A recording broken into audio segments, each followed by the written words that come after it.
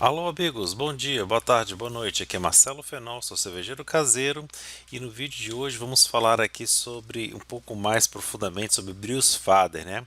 Que é um software para a gente poder fazer cervejas artesanais. Mas antes da gente entrar no nosso vídeo, gostaria que você clicasse aqui no curso de cerveja artesanal, um lugar onde você vai poder aprender tudo sobre cerveja, onde eu explico tudo o que é possível em 14 módulos, mais de 60 horas aulas.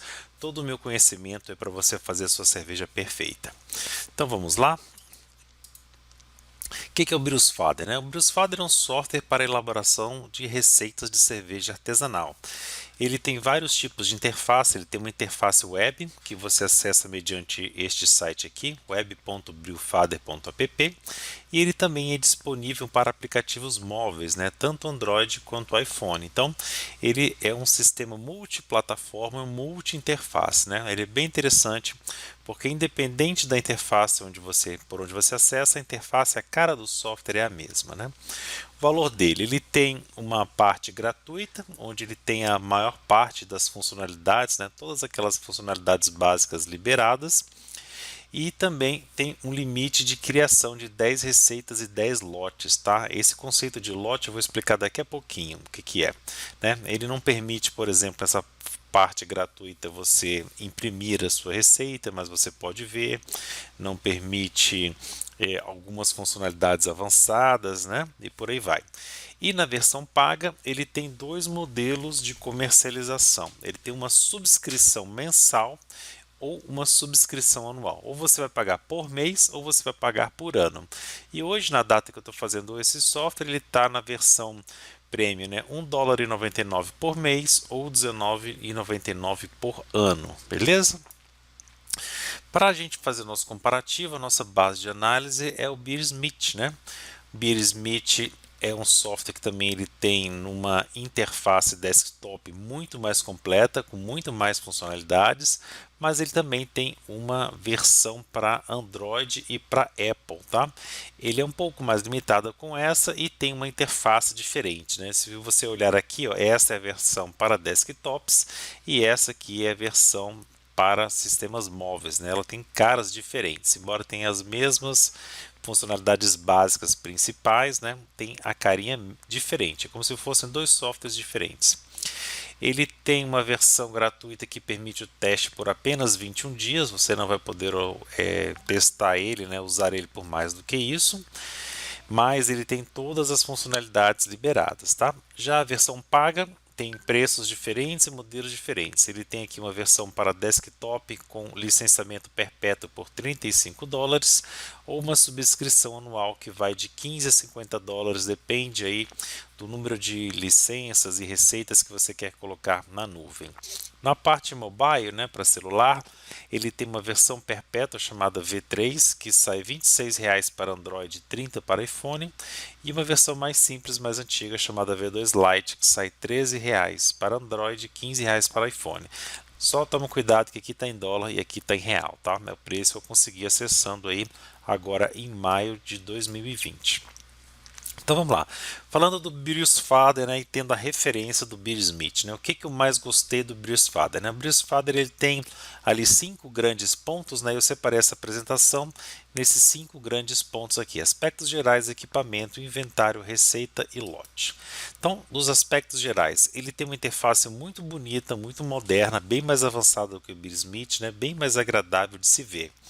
Ele tem uma sincronia automática e salvamento em nuvem, ou seja, se você está utilizando no desktop e no celular ao mesmo tempo, você está acessando os mesmos dados e ele mantém essa sincronia ativa, salvando sempre em nuvem.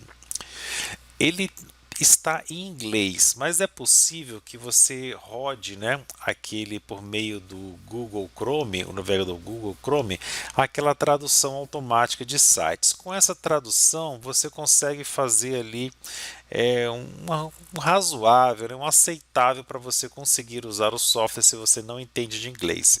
Se você entende inglês, é melhor usar em inglês do que em português, porque a tradução ela acaba que traz uns erros bem grosseiros, tá bom? Ele é bastante complexo, né? Tem praticamente todas as necessidades básicas dos cervejeiros mais avançados. Uma outra besteirinha aí que ele não tem, e eu falo no final da apresentação. Tem essa característica também de salvamento automático, né? Então toda vez que você está escrevendo alguma coisa, ele automaticamente está salvando, então você não perde as informações se tiver uma pane no teu equipamento, se faltar luz, alguma coisa desse sentido. Isso é muito bom. Por último, ele tem uma coisa muito interessante que ele separa a parte de receita, que é o planejamento, das execuções. E com isso você consegue fazer várias execuções para a mesma receita e em cada execução anotando ali parâmetros diferentes, né? Essa ideia eu acho mais interessante do que a ideia do Beer-Smith, que você tem que ficar copiando e colando para fazer a execução e a receita. Eu acho bem interessante como ele é feito.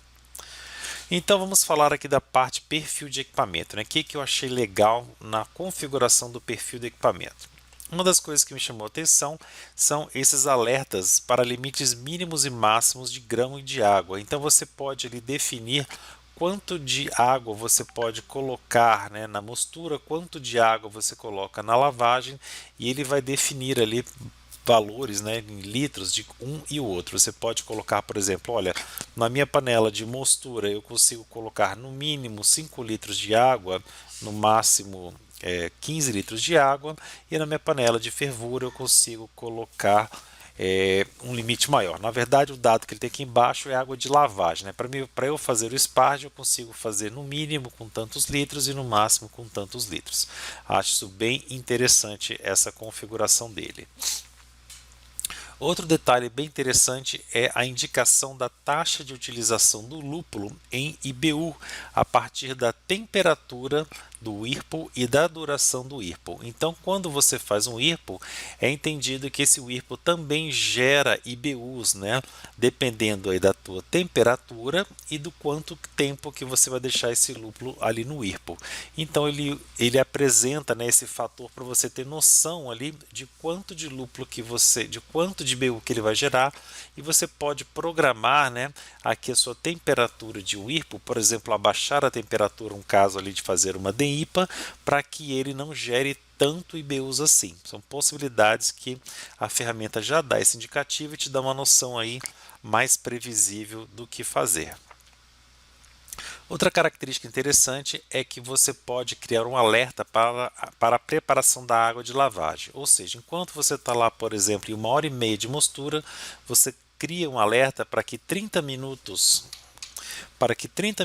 antes do final da mostura, o software ali te alerte. Olha, começa a esquentar a sua água do seu Sparge, né? E aí ele vai te gerar esse tipo de alerta. Achei bem interessante isso aqui também. Na receita, agora indo para o lado da receita, né, saímos da configuração do equipamento, indo lá para a receita. Uma das coisas que me chamou a atenção também é a possibilidade de você subir uma imagem para a receita, né? Então isso aqui é bem legal porque, por exemplo, você pode criar o seu rótulo e agregar o rótulo à tua receita. Então um indicativo ali visual de qual receita é aquela, né? Além do nome, você tem essa indicação do rótulo. Achei esse recurso bastante simples, mas bastante interessante. Uma outra coisa interessante é que a parte de lupulagem indica também quantos gramas por litro são utilizados. Então, uma vez que você coloca ali 100 gramas de um lúpulo, né, para um determinado momento, aqui no final de fervura, ele já está dizendo que você está fazendo uma relação de 4 gramas por litro. Isso aqui é uma indicação bem interessante para você somar e saber que, por exemplo, aqui ó, 4, 4 e 4, eu tenho mais ou menos 12 gramas por litro de lupulagem de aroma, que é uma quantidade aí bastante intensa para uma NEIPA, né? Bastante interessante. Então são informações bem interessantes ali que você consegue ver no planejamento da sua lupulagem de sabor e aroma. Outra coisa interessante ainda na configuração da receita é o perfil de fermentação customizável para quantas rampas você quiser. Então, se você quiser fazer um perfil lá com que tenha 10 etapas, né, 10 rampas, você pode fazer. Ele tem essa flexibilidade, né?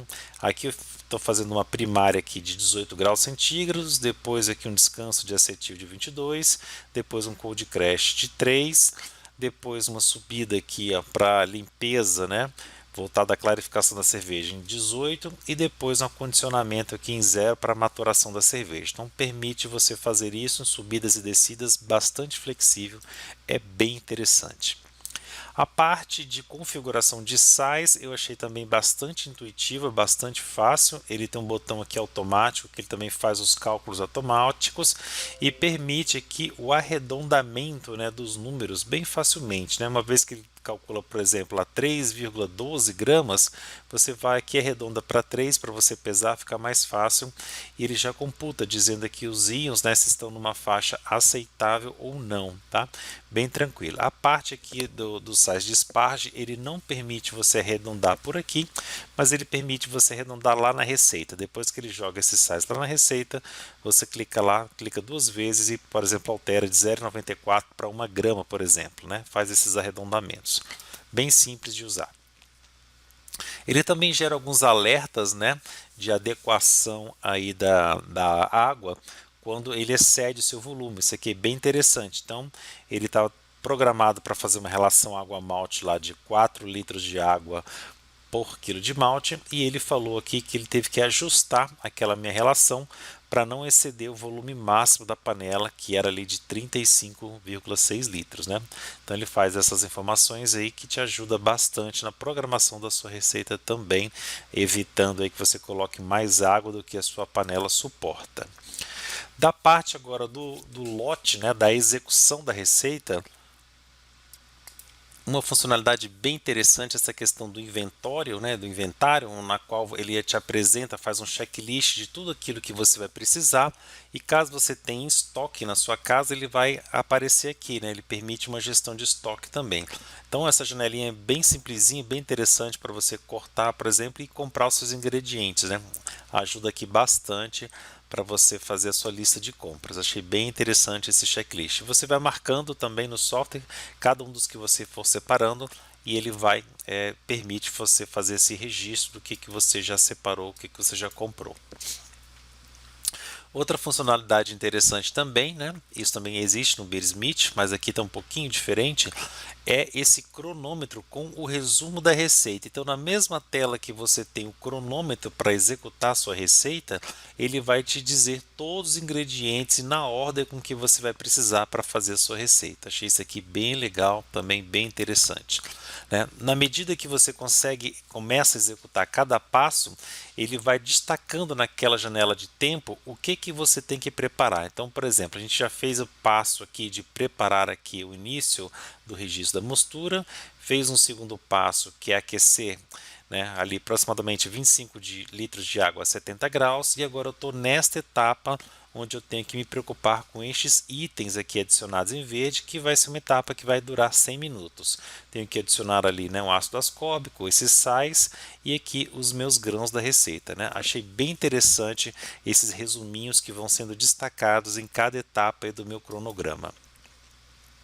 Ainda na tela de execução é muito legal, porque lá na parte de baixo ele apresenta todos os detalhes, né, da sua receita e todas as informações da sua sessão, né, o planejado e o registrado, de forma que você vai ter na mesma tela, sem ter que ficar mudando de tela ali para registrar esses valores todos, tá? Então, junto com o cronômetro, na parte de baixo da tela tem todas as partes para você registrar a sua sessão. Achei essa juntada de informação também bem interessante, tá? Agora eu vou te falar aqui o que eu não gostei no do Brewsfather, né? Nem tudo é perfeito. Mas antes de entrar aqui, eu só falei em relação ao Beersmith, tá? Não estou mostrando as funcionalidades do sistema. Ele tem praticamente todas as do Beersmith, eu só fiz uma comparação, então mostrei aqui o que mais se destacou, o que eu mais achei interessante, e agora eu vou apresentar aqui aquelas que eu não gostei em relação ao Beersmith, beleza? Então vamos lá. Primeiro que os ingredientes estão todos em inglês, né? Lá no Beersmith a gente tem a possibilidade de ir lá na tela de add-ons e fazer uma importação de alguns dados em português. Alguns grãos estão traduzidos em português. Então, para quem tem dificuldade de localizar, né, de saber o que é um wheat, o que é um oat, né, que é aveia, e por aí vai, rye, que é o centeio, né, pode ter dificuldade para preparar uma receita aqui no Brewsfather, já que mesmo usando o Google Translator, né, o tradutor ali do Chrome, ele não traduz os ingredientes, ele traduz a interface, mas os ingredientes estão todos ali em inglês, então você tem que fazer a pesquisa e seleção deles todos em inglês, ok? O Beersmith 3.1 ele tem uma funcionalidade nova bem interessante, que é poder adicionar os grãos escuros no final da mosturação, né, uma adição tardia, ou lá no steeping, e o Brewsfather não tem essa funcionalidade. Então, para ele, se você está usando ali um Carafa 3, por exemplo, o único momento que você tem para indicar é no início da mostura, embora no seu processo você pode ajustar, né, ele vai estar registrado ali no cronômetro, na receita, para você colocar naquele momento, tá? Então faltava essa indicação. Diferente lá do Beersmith, que você consegue customizar ali algumas informações naquela tela de criação da receita, né, alguns campos chaves, aqui no Beersfather ela é fixa, né, são só as informações que está lá. Então, por exemplo, se lá no Beersfriend, se lá no Beersmith você gosta e usa o custo da receita, né, o valor, quanto está custando a sua receita, aqui você não tem essa possibilidade, tá? Ele não registra, não tem campos opcionais para que você possa colocar ou não na tua receita. Os sais de Sparge, né, como eu mostrei ali há pouco tempo atrás, eles são sempre proporcionais à mostura. Na tela lá de ajuste de sais, ele não permite que eu faça esses ajustes, os arredondamentos para a mostura. Desculpe, para o Sparge, somente para a mostura. E aí, se eu tiver que fazer algum arredondamento, depois tem que ser lá na tela da receita, tá? Achei um pouquinho chato, um pouquinho limitado essa questão aqui. Uma coisa que eu achei um erro no cálculo dele é que o percentual de atenuação da receita ela não altera com a mudança do tempo da mosturação, apenas com a temperatura. Então a gente sabe, por exemplo, né, que se eu mosturar ali a 70 graus centígrados, eu vou ter uma ação maior da alfa-milase, né, e vou ter uma ação menor ali da beta, e aí consequentemente eu vou ter mais dextrinas, eu vou ter uma cerveja com mais corpo e menor fermentabilidade, um percentual alcoólico mais baixo, né? Mas, por exemplo, se eu fizesse uma mosturação ali de 1 minuto a 60 graus e 1 minuto a 70 graus, eu não teria nada, não teria conversão nenhuma. E o software ele não tem alertas para isso. Então, o percentual de atenuação também está ligado com o tempo da mosturação. Se eu deixar, por exemplo, 4 horas mosturando ali a 70 graus, eu vou ter um mosto também bastante fermentável, né? A minha alfa-milase, se ela não degradar em 4 horas, ela vai conseguir gerar bastante açúcares fermentáveis também. Então achei que está um pouquinho limitado nessa parte aqui, ok? Por fim, minhas conclusões são que o software ele é muito bom, muito interessante, muito bonito. Ele vale bastante a pena, principalmente porque ele tem uma versão gratuita, né? Então o custo-benefício dele é total, né? O Beersmith você tem que pagar, né? Eu acho que ele é um forte concorrente mesmo ao Beersmith, tá? Estou achando ele muito legal. Vou testar mais, executar mais. E eu acho que se você quer comprar uma ferramenta, vale a pena você fazer um teste mais profundo de vários dias entre o Beersmith e o Beersfriend antes de você decidir pela compra de um ou de outro. Falou? Pessoal, mais uma vez, muito obrigado. Um forte abraço. Fique com Deus e não se esqueça de conhecer o meu curso de cerveja artesanal.net. Fique bem, me sigam nas redes sociais. Um abraço.